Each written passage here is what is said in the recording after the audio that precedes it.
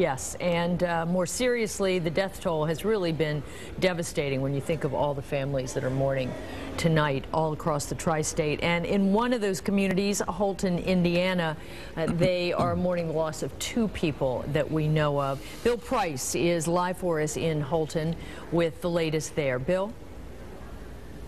Well, Carol, what I can tell you is, for the most part, the emergency crews here have stood down for the most part. We have a lot fewer fire trucks here. That's because there really isn't a whole lot for them to do at this hour, especially as it gets colder and the wind continues to blow. It's actually dangerous to walk down parts of Holton tonight in the dark or even with lights. Now, one thing we were able to do, we got a tour, guided tour of what much of the town looks like, and it was just amazing. There's a lot of devastation over many streets in Holton tonight.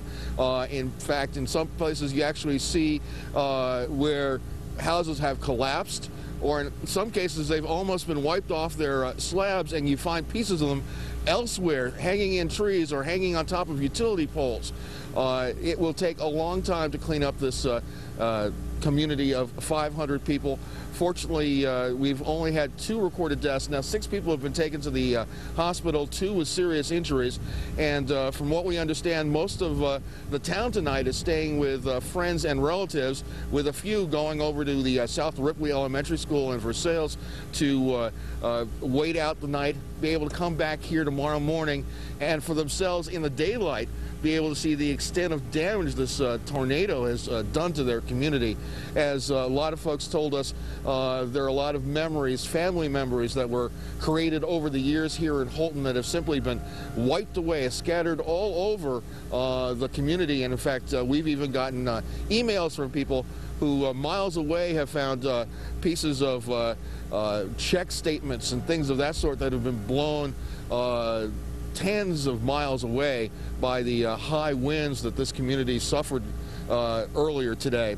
And what the plan is now is Duke Energy will spend much of the night trying to do what it can to at least get a bare minimum of power to some of the existing homes and communities in this area, and then they'll slowly be able to allow residents to come back in, assess some of the damage, try to recover what they can, and that will be a very difficult day for many of these residents who grew up here in Holton and are now wondering what they'll have to go back to when they get a chance to see it tomorrow.